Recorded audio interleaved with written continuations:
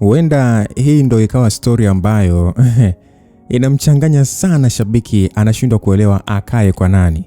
Yani let's say unakuta kwenye hii episode yupo team Aston. Tukiingia episode unaofuata anamkana Aston, anaingia team Martin. Tukiingia episode unaofuata anasema Martin na Aston wote wapuuzi. Anaenda kwa Adrian. Wengine wanaamua kususa, wanasema wasinivuruge, ngoja nikae nitulie. So msikilizaji, naona wengi sana mmetaka kumuona kaka yenu mdogo wenu Aston akiwa ndio baba ama musika wa mimba ambayo tunakwenda sasa kufahamu hii mimba ni ya nani kwa mahesabu ambayo atayapiga Lindsay, kwa sababu inaonekana alisex na hao jamaa katika kipindi ambacho kile kidude chake cha uzazi wanachowekaga kilikuwa kimeshaisha muda wake miezi 7 nyuma. Na hapa sasa katikati kabanjuana na wote wawili, Aston pamoja na nani na Mr. Martin. Sasa tunakwenda kufahamu ni yapi yaliyoendelea. Nitafurahi sana msikilizaji nikikuona kwa njia like ama comment. Nami ninayekusimulia ni Lucas Lumbasi. Tunasonga mbele. Sasa Lindsay anasema ya kwamba niliamua kuingia kwenye gari na kwenda hospitali nyingine tofauti kabisa na ambayo anafanya kazi Aston. Sikutaka kumuona Aston kabisa. Siko tayari kuanza kuumia tena. Nilifika na kuonana na daktari ambaye nilimueleza ninataka kufanya ultrasound. Nilimwambia kwamba nataka tu kujua mimba yangu ina muda gani. Daktari akasema ya kwamba sawa basi na kuandikisha kipimo, utaonana na daktari wa kina mama, muonyeshe nesi yoyote hii karatasi atakuelekeza. Daktari yule kijana aliniambia, nilimshukuru na kutoka. Saa moja baadaye nilikuwa nimelala kitandani, daktari akiangalia tumbo langu. Macho yake yote yalikuwa kwenye skrini ambayo nimeshaiona mara 4 sasa. Tofauti ni kwa mara zote Adrian alikuwa na mimi, lakini leo nipo mwenyewe. Daktari aliniambia kwamba mtoto wako ana afya njema. Ana afya njema kabisa na ana wiki 14. Unataka kusikia mapigo ya moyo? Aliniuliza, nikasema hapana, hiyo inatosha. Nilimweleza huku sasa akili yangu ikianza kupiga hesabu. Nilishusha pumzi baada ya kuweza kujua kuwa hii ni mimba ya Aston. Makosa. Nilijikuta nikitabasamu na kumpenda huyu mtoto ghafla. Daktari alinikabidhi tishu, nikajifuta, kisha nikatengeneza nguo yangu haraka na kutoka. Nilitoka nikiwa na furaha sana. Niliingia kwenye gari na kuanza safari ya kuelekea hospitali kwa Aston. Moja kwa moja. Yaani hata nilisahau kama nilikuwa na kazi ya kufanya. Nilipofika hospitali, nilishuka haraka na kuelekea ofisini kwake, lakini mlango ulikuwa umefungwa. So nilisimama pale mlangoni kumsubiri. Mimi sikujali hata muda gani umepita, lakini moyo wangu ulikuwa na furaha sana. Baada ya kuanza kuchoka na kuanza kutafuta mahali pa kukaa, nilimwona Aston akija. Alipofika alinitazama kama vile hataki kuniona. Lindsay, unataka nini? Leo sina muda na drama zako ese, alisema huku akifungua mlango. Alipofanikiwa kufungua na kuingia ndani, aliendelea kuongea. Mgonjwa wangu amefariki na imebidi tu nifanye operation 2 za dharura asubuhi hii. Kwa hiyo sina nguvu ya kushughulika na wewe muda huu. Aston alilalamika huku akikaa kwenye kiti chake na kunywa maji ambayo alikuja nayo mkononi. Aston, mimi sijaja hapa kuletea drama, nimekuja kukupatia update. Kunipa update? Lakini sidhani kama mimi ni mtu wa kupokea hizo update, alisema huku akifunga macho na kuegemea kiti chake. Uso wake wote ulionyesha namna gani amechoka. Ni kwamba nimetoka hospitali kuangalia ujauzito una muda gani na nimejua mtoto ni wako Aston. Nilimwambia kwa furaha kidogo. Mimi nilitegemea angefurahi, lakini nilishangaa akicheka na kutikisa kichwa chake. Lindsay. Haiwezekani Lynn. Yaani haiwezekani kabisa. Nakwambia kweli Aston, hakuna chochote ambacho mimi nafaidi nikikudanganya. Hii mimba ina wiki 14 na kama una kumbukumbu vizuri, hiyo ndio wiki leo kuja na kueleza kuwa niko kwenye mahusiano, na ile siku hatukutumia kinga. Na mimi na Martin hatukukutana hadi wiki 2 baadaye, na sikuwahi kukutana naye. Wewe, sihitaji kujua lini ulijamiana na watu wengine. Umesikia? Lakini siwezi kumkubali huyu mtoto hadi tumpime na nihakikishe kabisa kama ni damu yangu. umetudanganya sana Lindsay. Na umevuruga sana moyo wangu. Mimi siwezi kukuamini kirahisi kama mwanzo. Aston alisema, lakini alionekana akiwaza sana. Lakini Aston, mimi nakwambia I say, baba usutulie, nimeshakuelewa kabisa. Sawa nimekuelewa. Na ndio nimekupa msimamo wangu. Aston aliongea hivyo, kisha akainuka na kutoka ofisini, akiniacha mwenyewe pale nikilia. I say, hivi sivyo nilivyotegemea jambo hili kwenda. Huenda hata pia nimewakumbusha baadhi ya mabinti ambao walitoa taarifa kwamba wana ujauzito. So mimi niliamua kwenda kazini, ambapo napo ilikuwa ni shida tu, sababu kila mwanaume alikuwa nijaribu kwangu. Hadi jioni ilipofika sikuelewa nifanye nini. Kila nilipojitahidi kusahau, mwili wangu ulinikumbusha kinachoendelea. Baada ya kukaa pale sebleni na kufikiria sana, niliamua kuliacha lipite. Sio kwamba eti sina uwezo wa kumlea huyu mtoto msikilizaji, na kama Aston haamini maneno yangu na hataki kumtambua, basi nitamlea mwenyewe. Kwanza na watoto 3 ambao ninawalea mwenyewe tayari. So hiyo sio shida kabisa. Nitaweza mwanangu, na nitakupenda bila kujali ulipotokea. Haijalishi ile tunalopitia, lakini kaa ujue tunakupenda na nitakupenda siku zote. Niliongea huku sasa nikishika tumbo langu ambalo hata halionyeshi dalili yoyote. Kuna kitu huwa kinatokea kwa mwanamke akijua ni mjamzito. Labda ni kwangu tu msikilizaji, lakini kila nilipojua kuwa mimi ni mjamzito, kuna tofauti niliopata kuanzia kwenye nafsi yangu. Kwanza kabisa unaanza kuhisi uwepo wa mwanao ghafla. Yaani unajua tu haupo mwenyewe.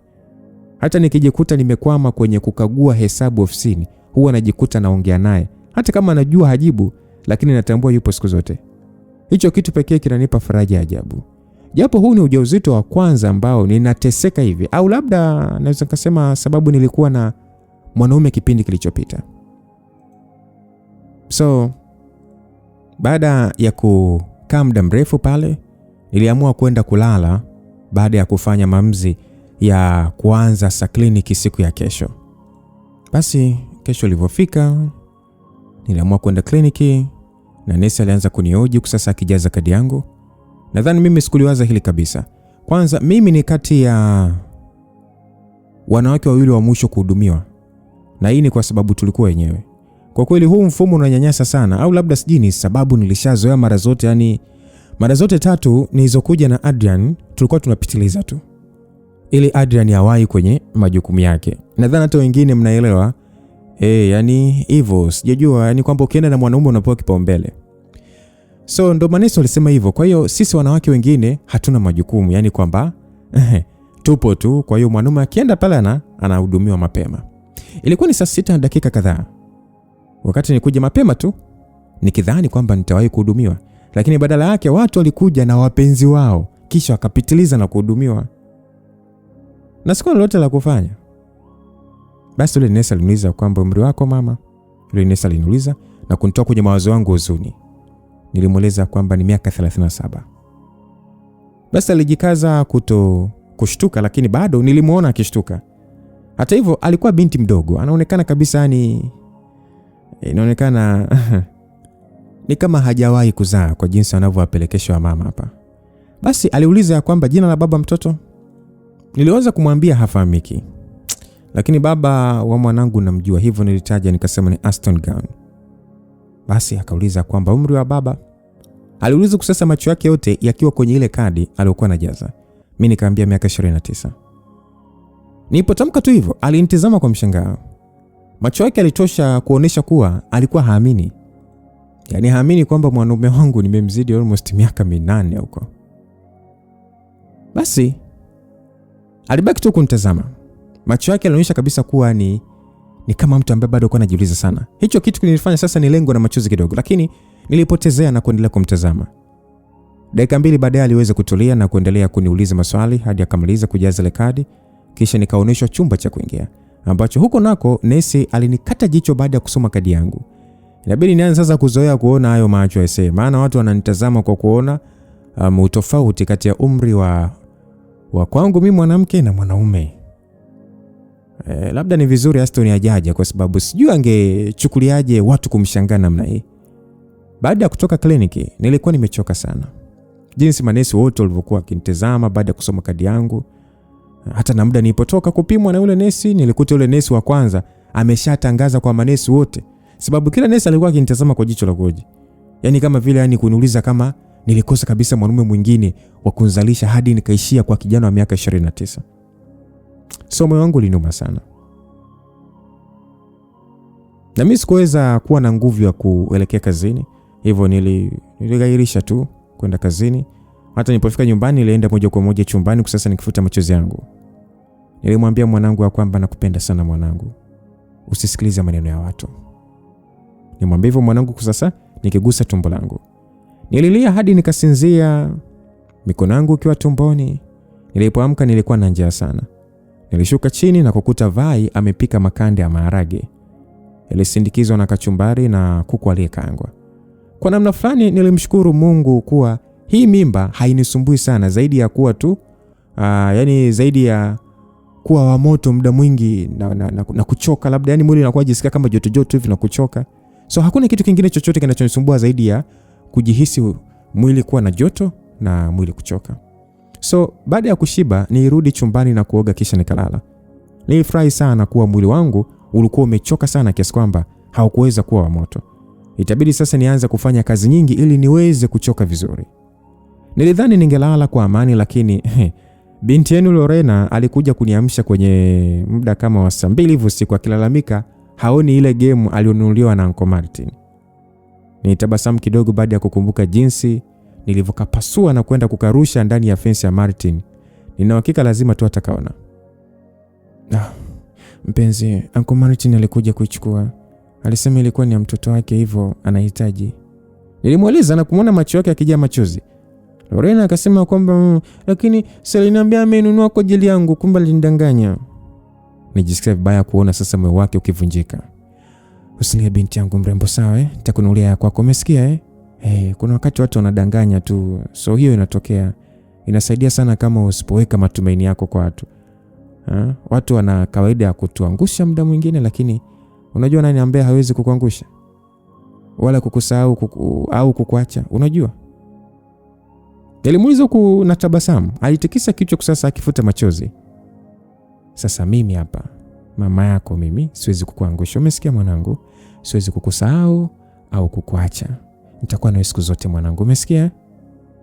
Nilimweleza kusasa, macho yake akija machozi, kisha akauliza, "You promise?" Nikasema, "I promise baby, I promise." Nilimwahidi kwa moyo wangu wote. Nijikuta nikicheka baada ya kuona tabasamu lake kubwa. Niambie mwanangu, leo unataka kulala na mama nikukumbatie usiku kucha ama? Nilimuuliza hivyo. Lorena akasema, "Kweli unaniruhusu?" Nikasema, "Ndio mwanangu." Mwanangu ni kama hakuamini, lakini hata mimi nilihitaji kukumbatiwa. So aliposikia tu hivyo, alirukia kitandani haraka. Nilimvuta na kumkumbatia kisha nikavuta blanketi tukalala. Lorena alisogea na kunibusu shavu langu akasema, "Love you mama." Alisema na kufanya sasa macho yangu yaje machozi. Nikasema, "Nakupenda kuliko unavyoweza kujua binti yangu." Nilimwambia na kumbusu paji la uso.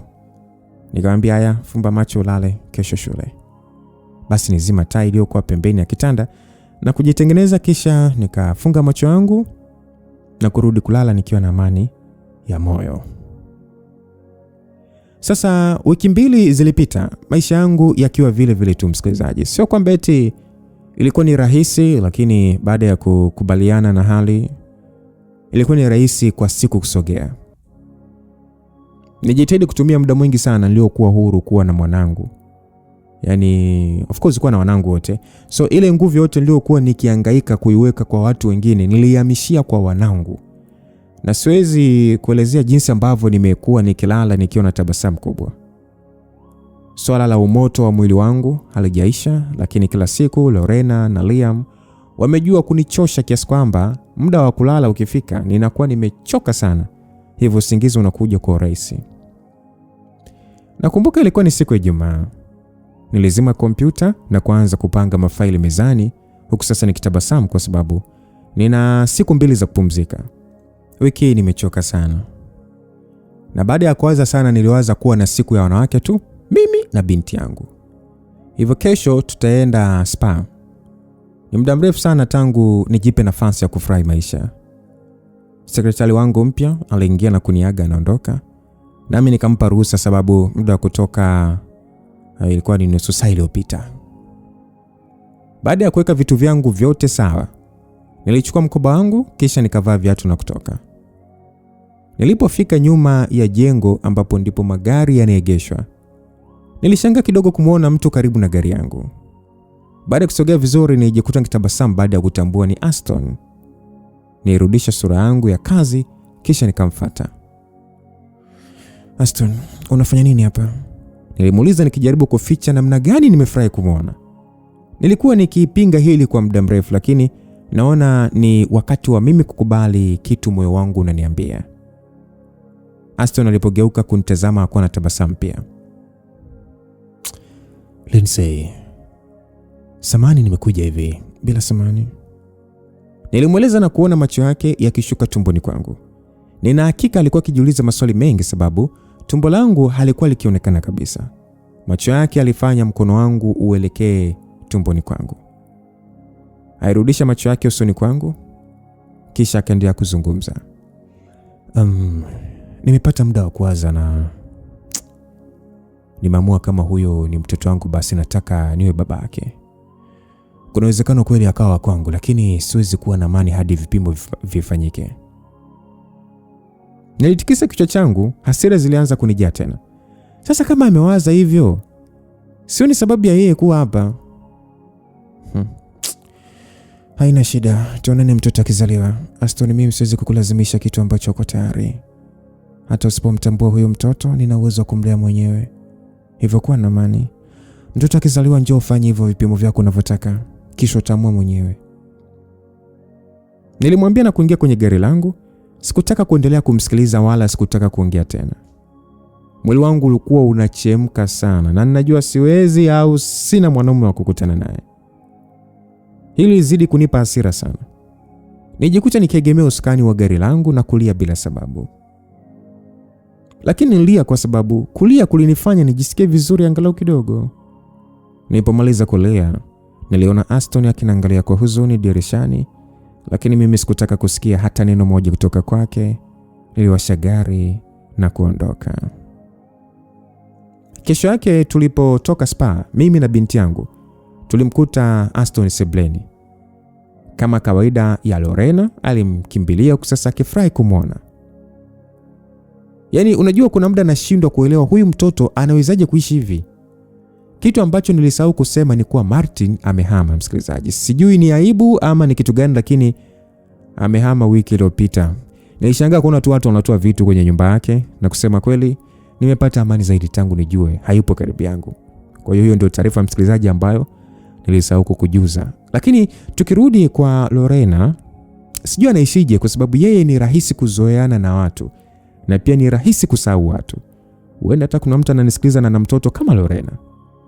Yaani ukiondoka maishani mwake atakusahau.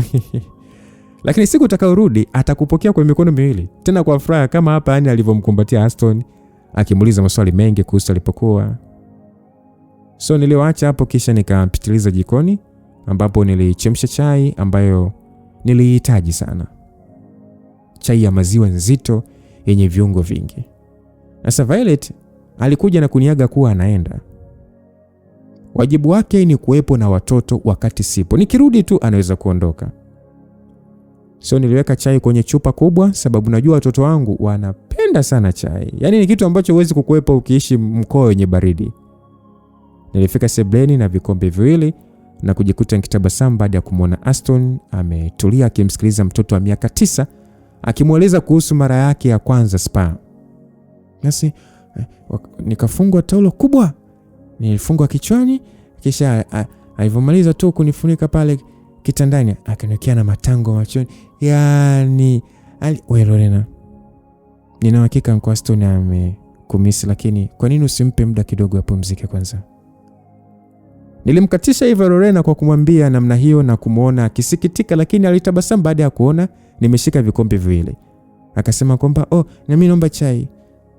Nikamwambia usijali, kaa kwa kutulia, ngoja nikakuletea kombe chako. Nilimweleza na kwenda jikoni kisha nikarudi na kombe chenye chai iliyopoa tayari na kumkabidhi.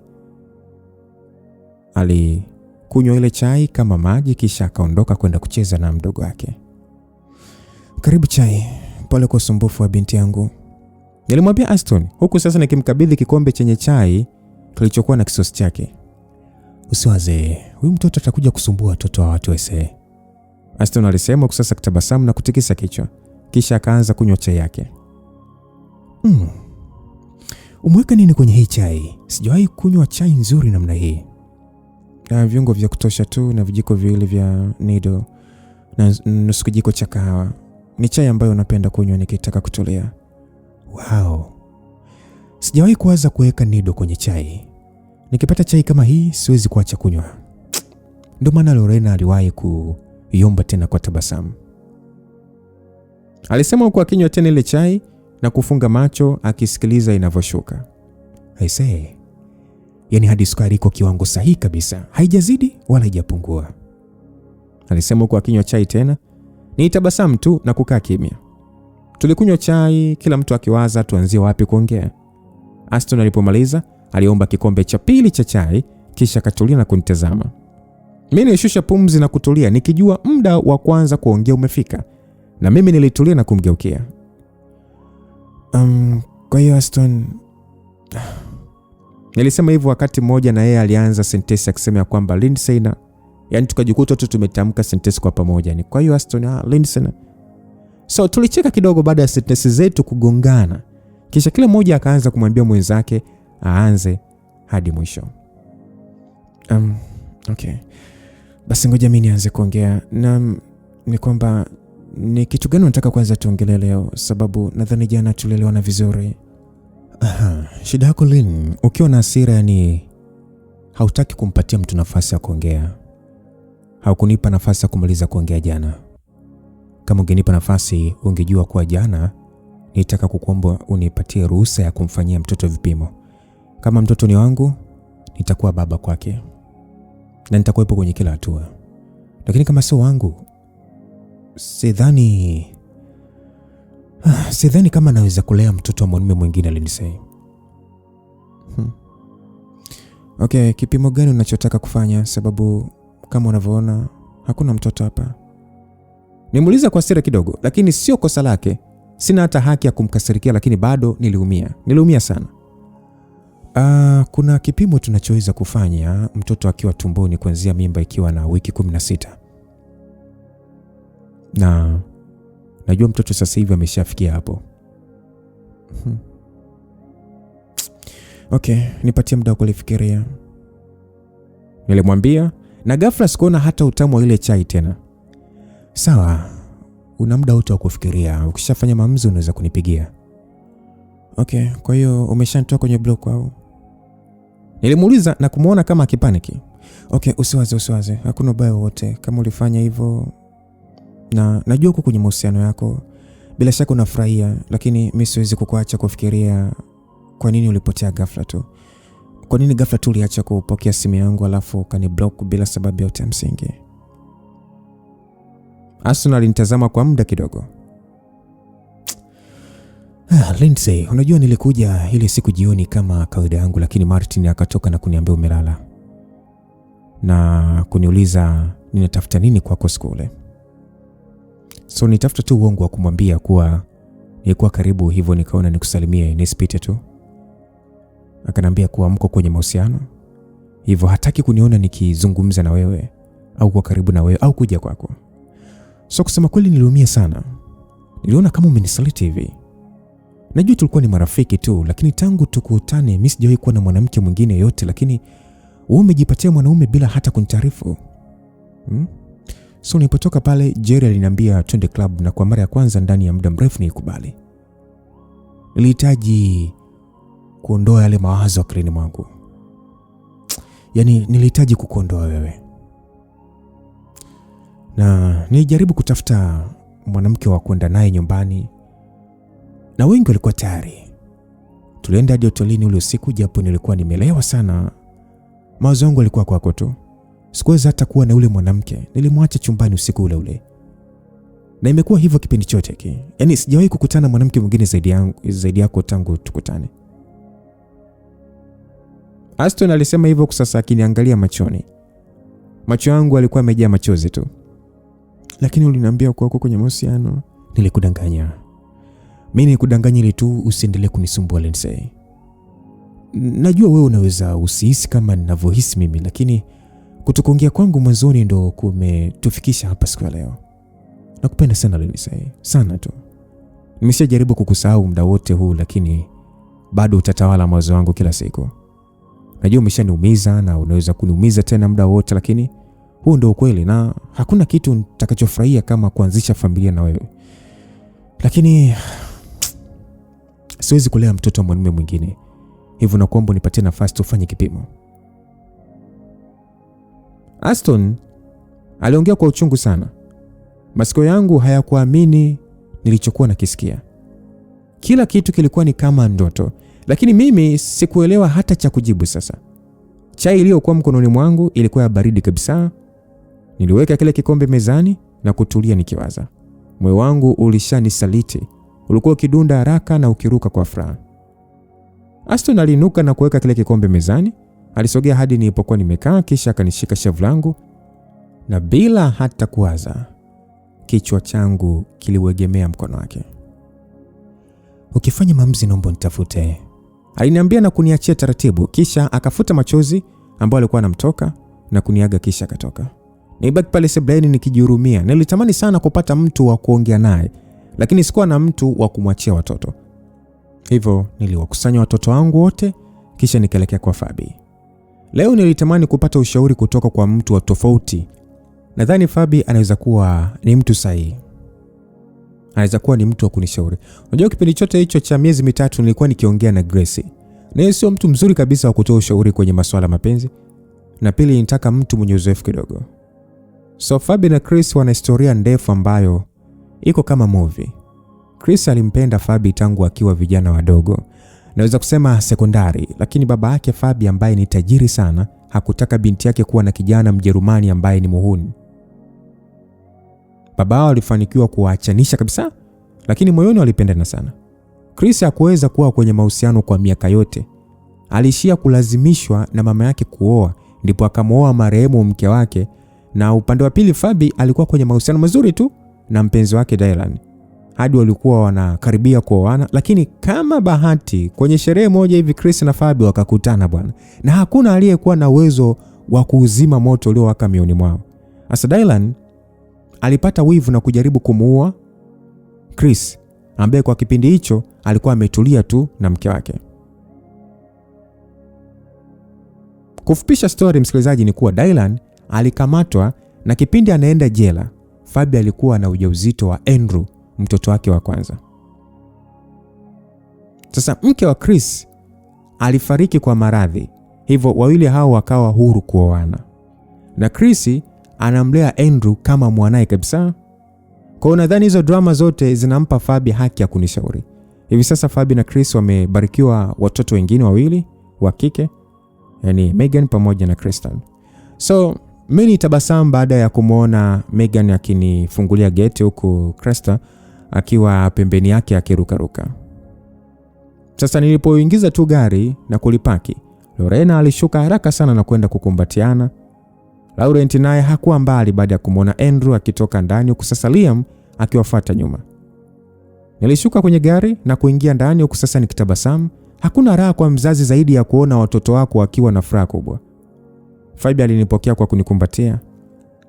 Lindsay, unajua tujaonana muda, yani wanaishia tu kuwachukua watoto na kuwarudisha. Alisema huku sasa tukikaa chini. Nikasema ya kwamba nimekumisi sana Fabi.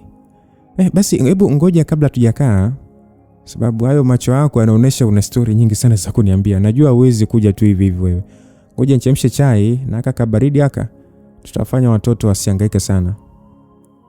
Basi Fabi aliniambia huku akielekea jikoni. Nilimfuata sasa tukipiga story za hapa na pale, hasa kuhusu watoto wetu. Chai ilipoiva alimimina kwenye vikombe 6 vya watoto, kisha akawekea na keki kwenye visosi 6. Baada ya watoto kukaa mezani wakinywa ile chai, tulichukua chupa na vikombe kisha tukaelekea kibarazani, huku sasa Fabi akiwa amebeba visosi viwili vyenye vipande vikubwa vya keki. Niambie sasa nini kinachokusumbua? Fabi aliuliza baada ya sisi kukaa na kuanza kunywa chai. Ninyanyua mkono wangu kumnyamazisha.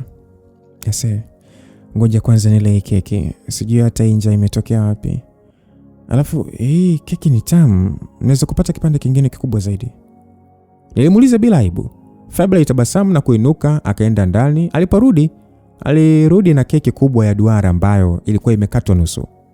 Aliweka kwenye meza pamoja na kisu cha kukatia. Fabi akasema, haya, unaweza kula kadri utakavyo mpenzi. Fabi alisema hivyo kwa kicheka. Hiki ni kitu ama naweza kusema ni kati ya vitu vingi sana ambavyo vinadumisha urafiki wetu. Fabi ni mkarimu sana. Nilikata kipande kingine kikubwa na kula haraka kisha nikatulia sasa. Moyo wangu ulitulia pia. Sikujua kama ninapenda keki hivi. Hiki ni chakula cha kwanza mimi kuanza kupenda tangu nipate ujauzito. So niliposhusha pumzi na kuegemea kiti vizuri, Fabi alinigeukia, akaniuliza kwamba vipi, nafsi imetulia sasa? Nikamwambia imetulia kabisa, sasa naweza kuongea. Nilianza kumwelezea taratibu vitu nilivyokuwa napitia, vitu ambavyo nilivyofanya, nilivyofanikiwa hadi kutarakiana na Adrian. So nilipomaliza, Fabi alikuwa akinishangaa tu. Akauliza kwamba umesema mimba ina muda gani? Nikamjibu wiki 17. Nilimjibu akaishia kutoa macho tu huku sasa akiangalia tumbo langu. Fabi akasema kwamba miezi 4 na hauna tumbo kabisa. Sio hivyo tu, yani sijatapika kabisa. Wala maziwa hayajauma. Yani hakuna dalili yote mbaya niliyopata. Yani nipo tu, labda kuchoka na kutamani wanaume basi. Na umependeza pia. Yani umeng'aa hadi nywele zimependeza. Huyu lazima awe mtoto wa kike. Watoto wa kiume wanakuaga na stress sana ise. Yani ungekuwa na machunusi, unatapika na kila aina ya shida. Fabi alisema kusasa uso wake ukionyesha furaha ya kweli.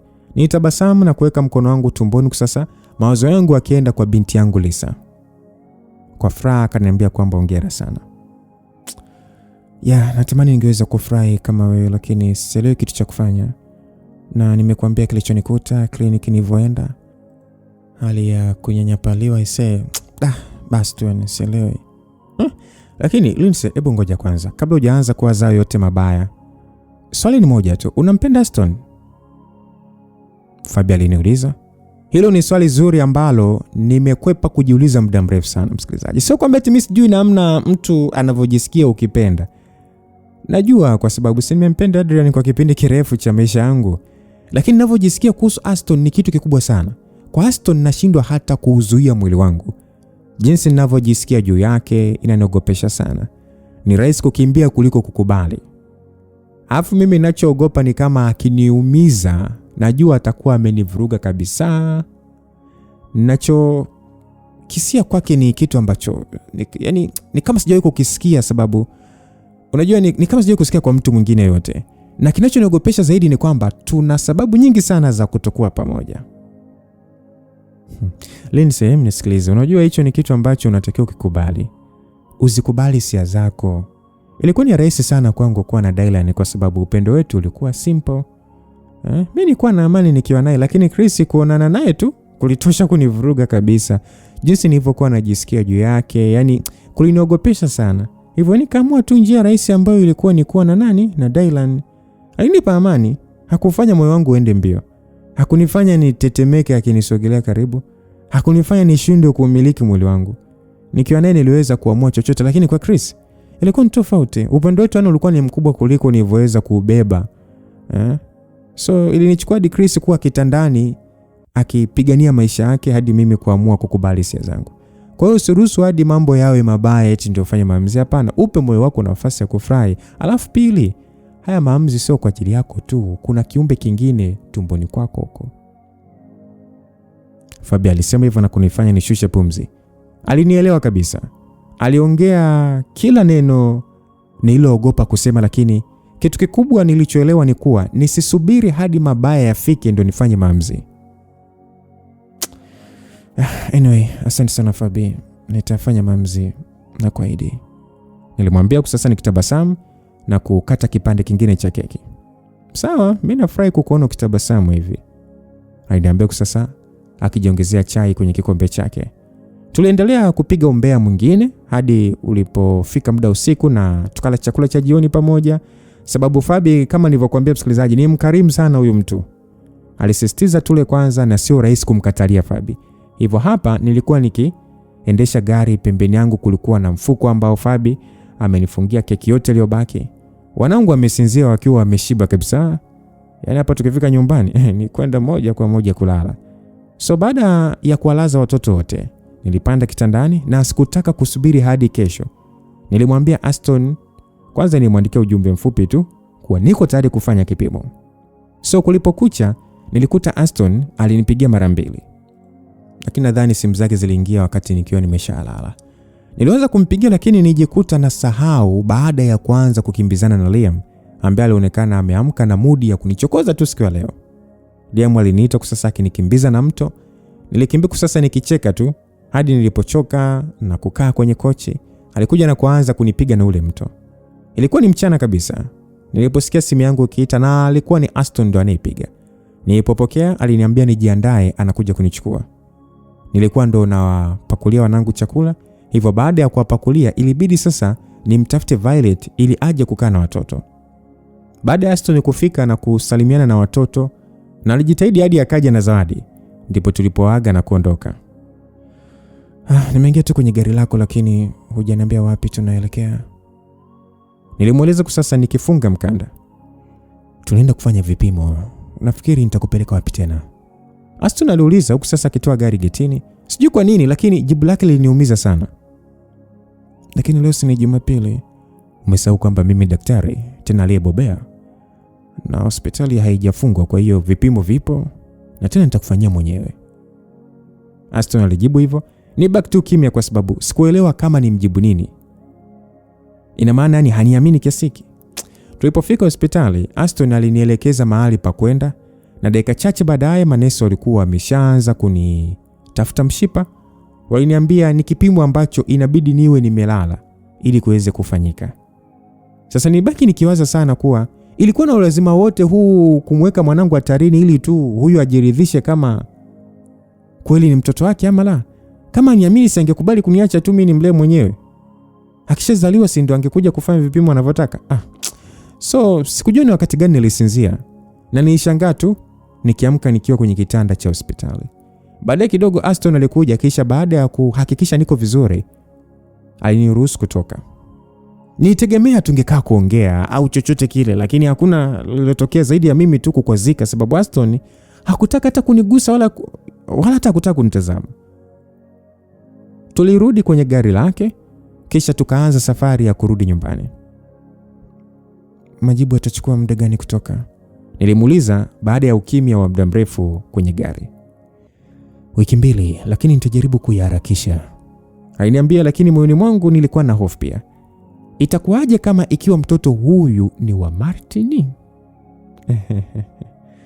Swali hilo halikutoka kabisa akilini. Nijikuta nikiweka mkono wangu tumboni. Moyoni nilihisi kama mimi na Aston tuna mambo mengi ya kuongea, lakini hakuna neno lolote tulilosemeshana hadi aliponifikisha nyumbani. So tuliagana tu kisha nikaingia ndani.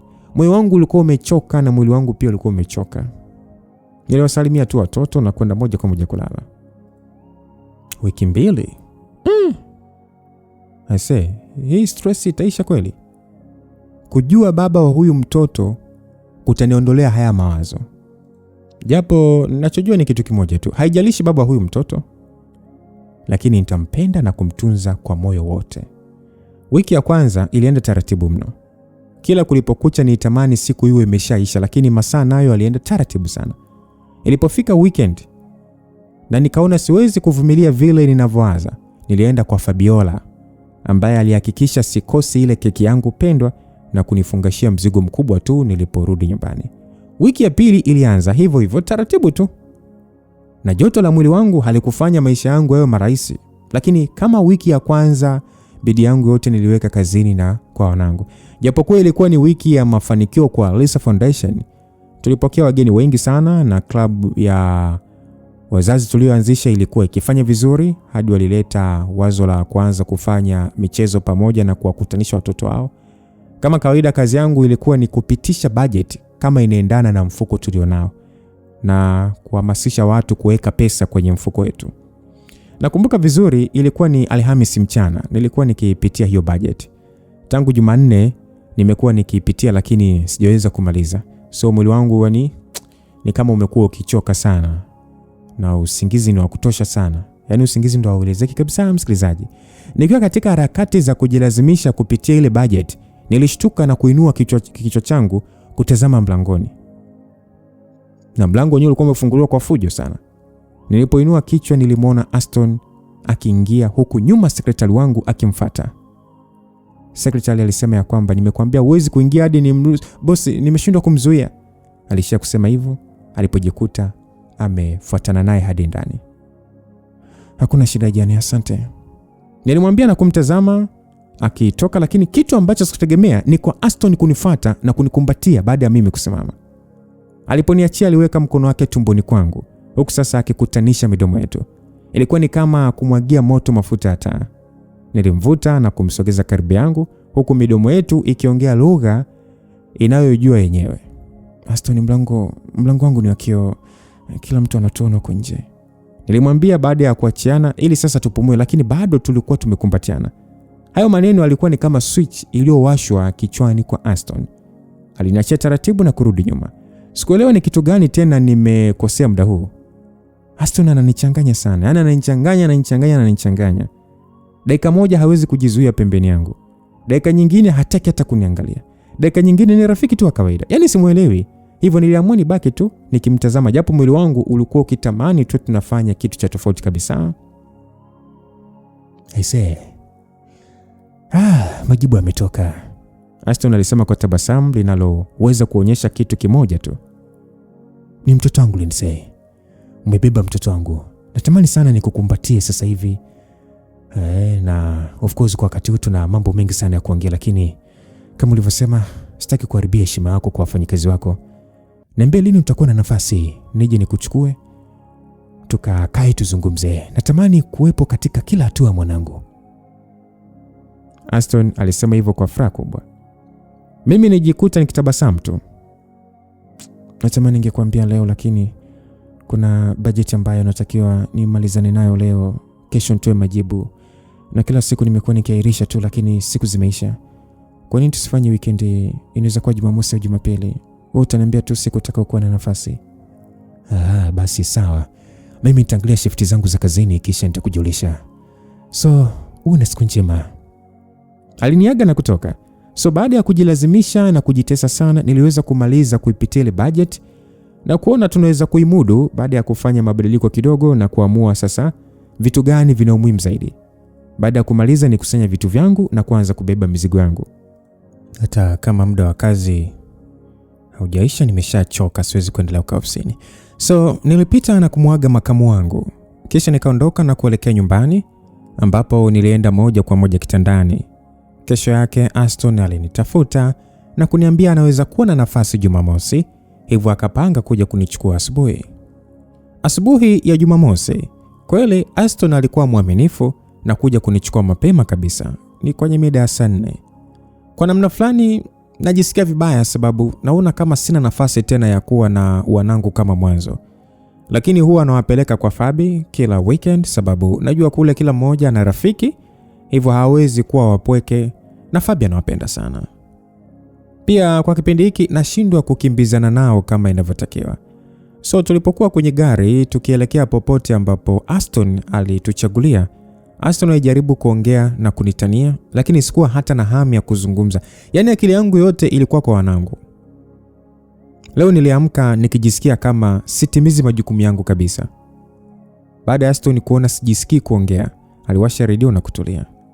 Niliegemea kiti na kutazama nje, huku sasa nikiendelea kuwafikiria wanangu, mkono wangu mmoja ukiwa tumboni. Hey Lynn, tumefika, Aston aliniambia kwa upole na kunitoa kwenye chochote nilichokuwa nawaza. Sasa baada ya kutoka kwenye gari, ndipo niitazama vizuri. Tulikuwa tumekuja kwenye hoteli ambayo inaonekana iko nje kidogo ya mji. Ni pazuri sana, lakini nafurahi kuwa nilivaa koti zito kwa sababu baridi ya huku sio ya utani. Nilimfuata Aston ambaye aliniongoza hadi sehemu ambayo tuliweza kukaa. Kuna sofa na meza na kuna joto zuri sana huko ndani. Mhudumu akaja kutusikiliza. Aston aliagiza kahawa akidai hajapumzika, kwamba alitoka moja kwa moja hospitali asubuhi. Sasa aliagiza vitafuno vya ajabu ajabu tu. Lakini mimi nitabasamu kabisa kwa sasa nikimwagiza aniletee kipande kikubwa sana cha keki na chai ya maziwa nzito. Mdomo wangu ulianza kujaa mate nilipoanza kufikiria keki. Aston alianza kunipigisha story, lakini mimi sikuwa nikimsikiliza. Nilikuwa nikiwaza tu keki. Aston, naomba subiri basi kwanza tu alafu utaongea, sababu nashindwa hata kusikiliza. Nilimwambia Aston, lakini badala ya kukasirika alicheka sana. Uzuri yule mhudumu hakuchelewa kabisa.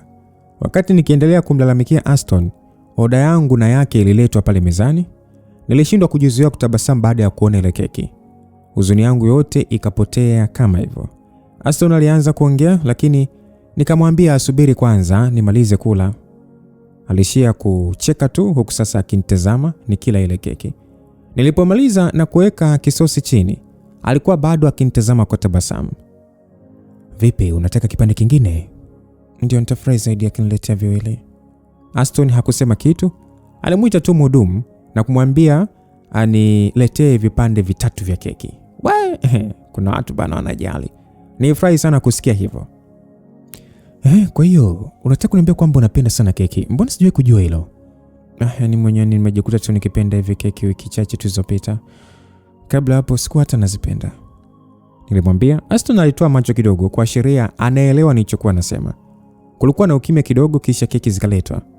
Nilikula kipande kimoja kisha nikatulia na kuanza kunywa chai taratibu sababu nilianza kushiba. Niambie, vipi, unaendeleaje? Mimi naendelea vizuri tu. Hakuna dalili yote ya kunitesa zaidi ya kuchoka.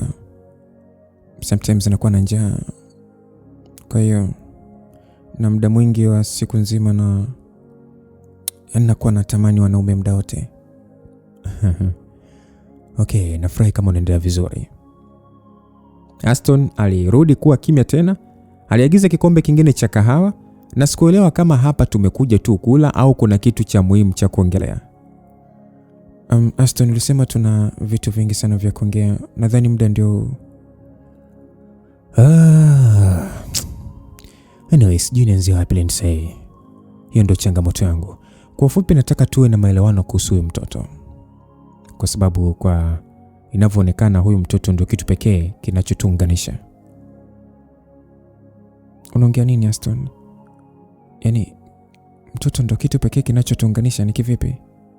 Yaani unamaanisha nini? Nisijakuelewa. Nilimwambia kwa hasira. Yaani kwani haoni kitu tulicho nacho? Haoni kuwa tunapendana ama? Lindsay, unajua kwa nakupenda sana. Nimeshalisema hilo mwanzoni, lakini inaonekana wewe na mimi hatuna hisia sawa. Na siwezi kukulaumu kwa hilo, lakini awamu hii siko tayari kuruhusu moyo wangu uumie kama mara ya kwanza. Sijawahi kupenda mtu kama nilivyokupenda wewe, lakini kama hauna hisia zozote kwangu basi tutabaki tu kuwa wazazi wa huyu mtoto na nitajitahidi kuwa baba bora kwake. Aston alisema huku sasa akinitazama. Macho yake yalionyesha upendo wote aliokuwa nao. Fabiola amesema huyo mtoto atakuwa wa kike kwa sababu hajanisumbua wala kunitesa hadi sasa. Nilimwambia sasa nikiweka mkono tumboni, nampenda pia. Tena nampenda kuliko nivai kudhani kwamba tutaweza kumpenda yote, lakini naogopa kutamka hayo maneno. Sababu najua nikiatamka itakuwa ni kama kugonga muhuri na kuruhusu yale masimango na jinsi watu walivyonitazama kliniki mara mwisho nilipoenda. So sitamani hata kurudi tena kliniki kwa kweli. Ina maana hautaki niongelee hata hisia zangu? Oh, wow. Sawa bwana. Naona haunipendi kiasi hicho. Baada ya haya yote Lynn. Haya yote unataka kuniambia ni moyo wako hauendi mbio hata kidogo ukiniona? Sura yako haijatabasamu ukiniwaza hata nisipokuepo? Sababu mimi napata vyote hivyo. Umejaa akilini kwangu hadi moyoni mwangu.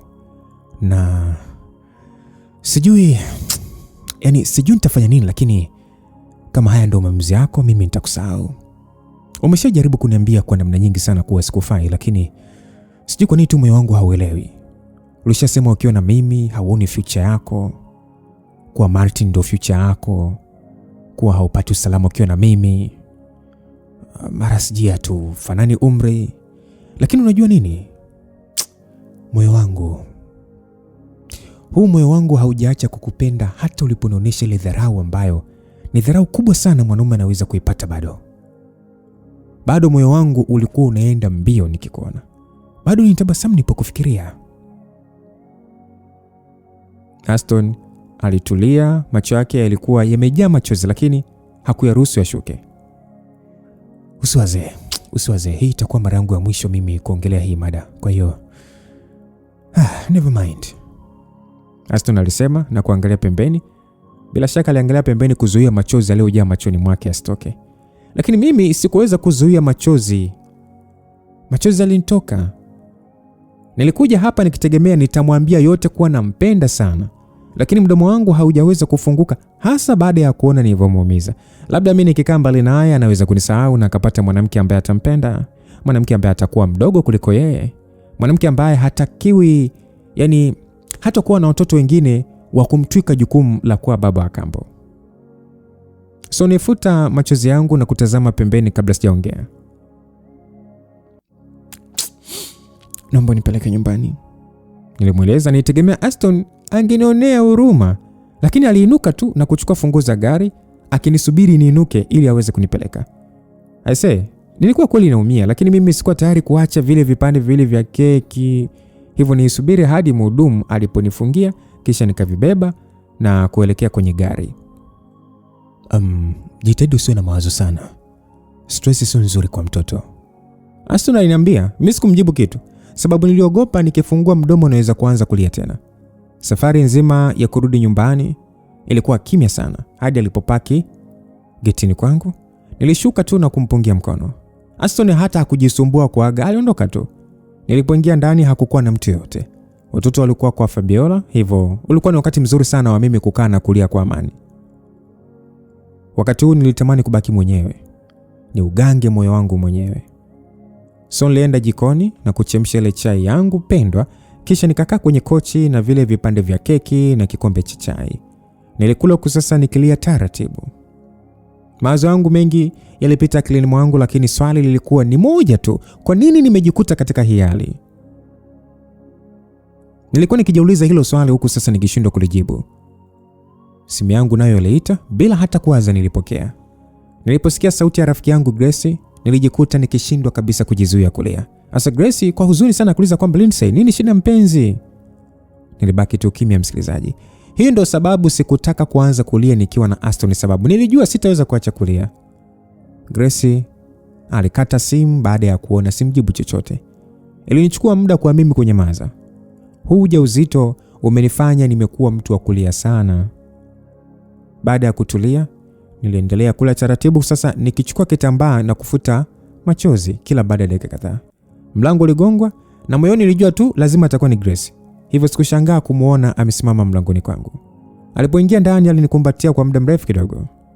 Aliponiachia tulienda sebuleni ambapo nilimpatia kombe cha chai na kipande kidogo sana cha keki. Sikutaka nimalizie keki zangu hata kama nilikuwa nina keki kubwa kwenye friji ambayo nilitengenezewa na Fabi. Basi Grace aliniuliza kwamba niambie mpenzi, nini shida? Vipi kwanza, Lily yuko wapi? Lily nimemwacha nyumbani. Nimeshamlea hadi amefikisha miezi 7 sasa. Mimi sina huo muda wa kuanza kukimbizana naye tena. Ninamkamlia tu maziwa ya kutosha, ninayaacha kwenye friji kisha naendelea na maisha yangu. Uzuri yeye na Mage wanapendana sana, Grace alisema huku akitabasamu. Kwa dakika kadhaa zilizofuata nilimuelezea kila kitu kinachoendelea maishani mwangu. Nilipomaliza kama kawaida Grace alikuwa akinishangaa tu. Lakini umenikwaza sana Lindsay. Hivi kwa nini umechagua kupitia hivyo vitu vyote mwenyewe jamani? Kwanza huyu Martin si yuko hapo nyumba ya pili ama? Nataka niende nikampige tekla hizo guruli zake mbili, mpuuzi sana huyu. Baada ya kumaliza kutukana, Grace alinuka ili akatimize uhalifu wake. Lakini nilimdaka mkono wake. Ameshamaji. Hakuna haja ya kwenda. Yaani wapuuzi kama wale, sijui kwa nini Mungu tu anawapaga pesa na madaraka jamani. Yaani ukimuona sasa amejikalisha ni mahakamani utadhani yaani umekutana na mtu wa maana.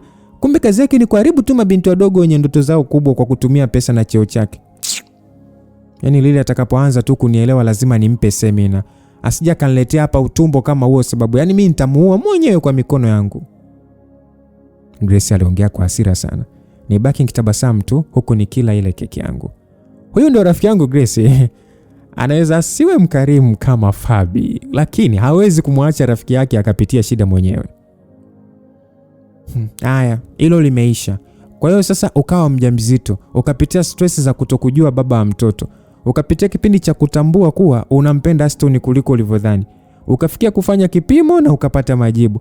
Kati ya vitu vyote hivyo haukuwaza hata kuna rafiki yako unaweza kumtafuta akaja kushika mkono wakati wa vipimo, si ndio? Au labda kuna rafiki yako mwingine ambaye hapendi upitie shida mwenyewe. Umenikwaza sana bwana, sio utani. Bado Grace alikuwa na hasira, lakini najua hakuna nitakachomuelezea kaelewa.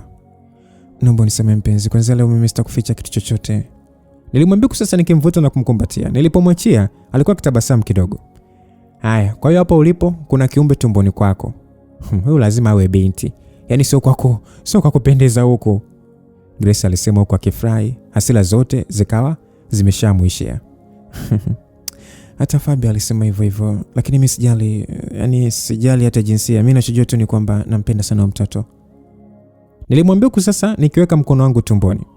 Sawa. Kwa hiyo pia unasema umeshindwa kumwambia Aston kuwa unampenda. Kwa nini sasa? Aliuliza kama vile ninaongea ujinga mkubwa duniani. Nilimweleza hofu zote nilizokuwa nazo kuhusu umri, kuhusu masimango, hata nilivyomweleza kuhusu ile siku nilivyoenda kliniki mara ya kwanza. Yaani wale nisema bado hivyo vitu vyote unavyoniambia hata sio sababu. Aston atakuwa tu amekaa huko akidhani kuwa haumpendi kabisa. Wakati umekuja na kujifungia hapa ndani ukilia kama mjinga fulani vile, muone kwanza ulivyo. Huo wasiwasi wote ulionao ulitakiwa uongee naye. Yeye ndo afanye maamuzi na sio wewe kumkatili mkaka wa watu kama ulivyofanya. Grace alisema sasa akitumia kila kitu kuongea hadi mikono. Nakuelewa sana lakini mimi siwezi Grace. Yaani nimejaribu nimeshindwa, labda nahitaji muda zaidi. Sawa, kama umeamua hivyo ni sawa, Grace alisema na kutoka nje kwenda kupokea simu yake iliyokuwa inaita. Nilibaki pale ndani nikiwaza, lakini ile huzuni kubwa niliyokuwa nayo ilishatoweka. Sijui kwa nini sikuwaza kumuita rafiki yangu. Labda ni wakati wa kuchukua ushauri wa Aston wa kipindi kile kuwa nikubali kuegemea watu. Grace aliporudi ndani tulichagua movie ya kuangalia huku sasa tukila keki na kunywa chai. Sasa dakika chache baadaye mlango uligongwa. Grace airuka. Akasema ya kwamba we tulia hapo, mimi nitaenda kufungua mwenyewe usiwaze. Aliniambia na kuelekea mlangoni. Sasa nijikuta nikiishiwa pumzi baada ya kumuona Aston akija mbio. Hey Lindsay, vipi, kuna shida gani? Alisema huku akija na kupiga magoti pembeni yangu sababu nilikuwa nimekaa kwenye kochi. Aston unafanya nini hapa? Mimi mbona sina shida yote? Nilimwambia sasa nikimshangaa. Grace amenipigia. Amesema upate emergency nikaja haraka. Wakati huo Aston anasema hivyo, nilizungusha kichwa changu kumtazama Grace. Nilimkuta kwani? Ila Grace hakuwepo. Mjinga sana mpuzi. Hakuwepo aise. Aston usiwaze, mimi niko sawa. Asante Mungu.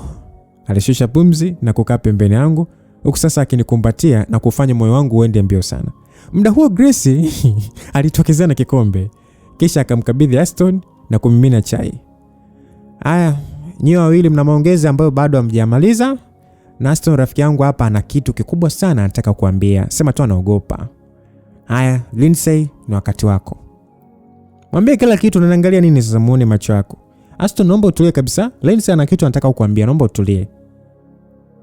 Aston aliniacha kidogo na kunitazama. Lindsay, unaniogopa mimi? Niambie ni kitu gani hicho? Aston alihimiza. Basi nilibaki tu mwenyewe nimetulia. Nadhani msikilizaji ni bora niongee sababu najua nikikaa kimya Grace ataishia kuropoka tu. Nyakati kama hizi huwa anajiuliza imekuaje tukawa marafiki kwa muda mrefu hivi. Okay, ndio rafiki yangu hamna namna. Basi jamaa alinitazama tu. Aston, nakupenda. Nijikuta hadi nimeshusha pumzi. Sikujua kama hili lilikuwa ni kama jiwe kubwa moyoni mwangu. Umesemaje? Aston, I love you. Nakupenda sana. Sijawahi kumpenda mtu namna hii. Wewe upendo ni mkubwa kuliko ninavyoweza kuhimili. Nikikuona moyo wangu unaenda mbio kama wewe tu, na huwa natabasamu sana nikikuwaza. Umetawala mawazo na moyo wangu pia, so nakupenda sana. Kabla sijamaliza sentensi yangu, Aston alikutanisha midomo yetu. Kwa kitendo hicho mwili wangu ulizidi kuchemka. Niliona kama nguo zetu ni kizuizi kikubwa. Nilitaka hizi ngozi za miili yetu, yani mwili wake kugusana na ngozi ya mwili wangu. Nilitaka nimkumbatie, nipotelee mwilini mwake.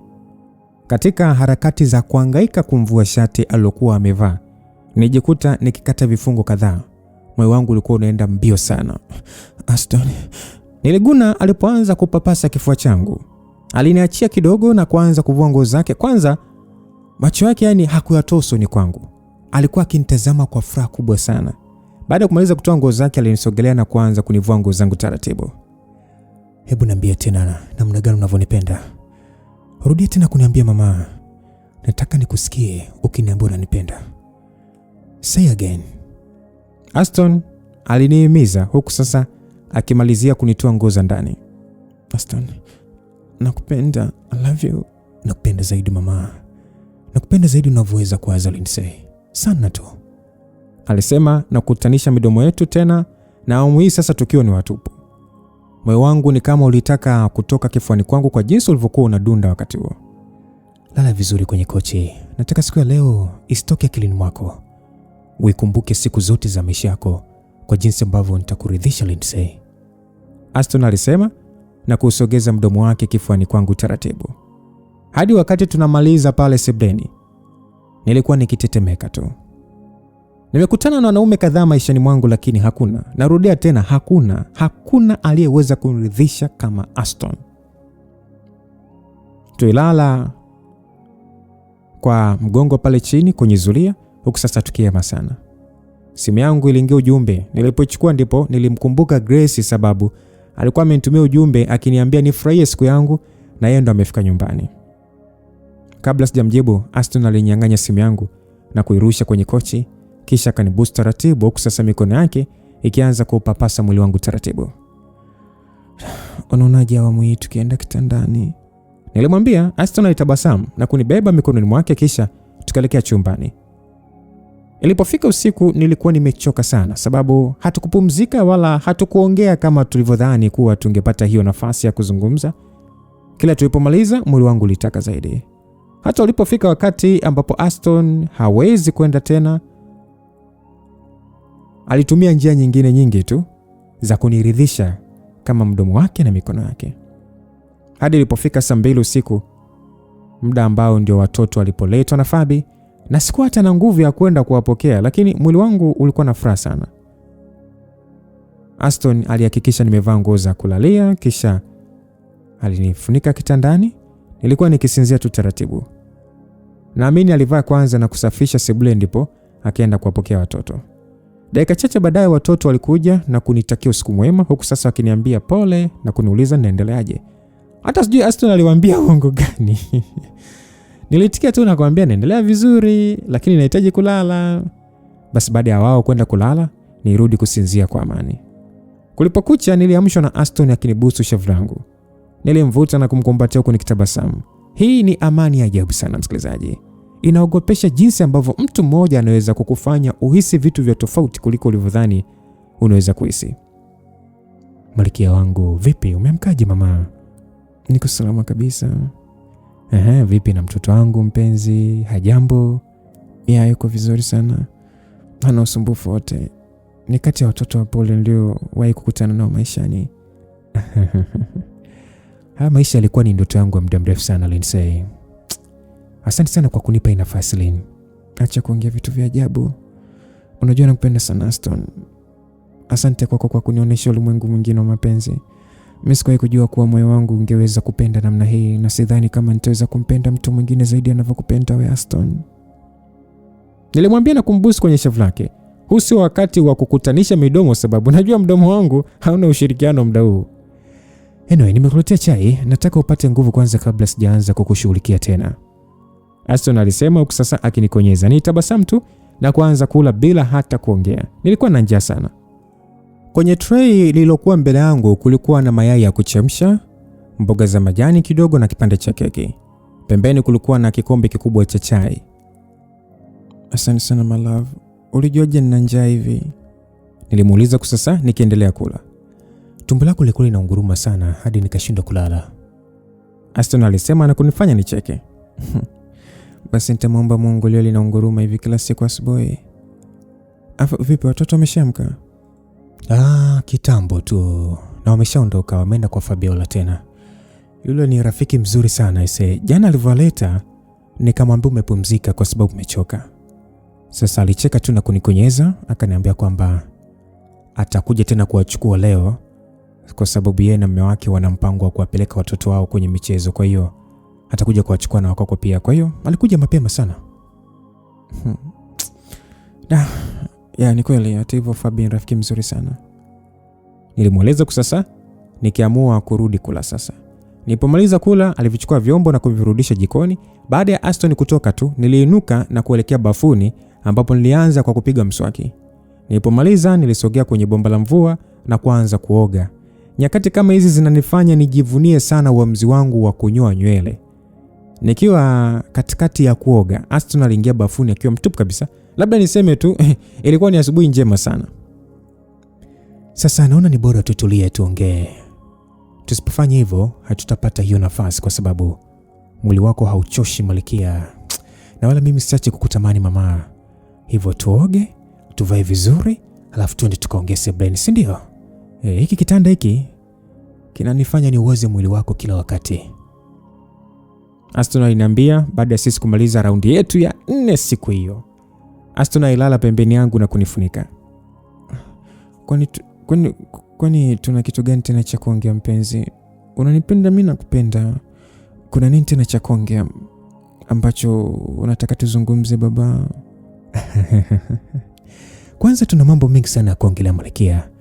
Leo tunafuraha hivi lakini unajua baadaye jioni inabidi niende kazini lakini natamani niwepo kwenye kila hatua, hivyo naogopa kulala mbali na wewe usiku, lakini sioni kama ni hekima mimi kulala hapa na kulala kwenye kitanda ambacho ulikuwa unalala na mume wako. Jana nilala sebleni, sijiweza kupata usingizi kabisa kwenye kitanda chako. Najua unamheshimu sana mume wako na haupendi kujaribu picha ya ndoa yenu akilini kwa watoto wako.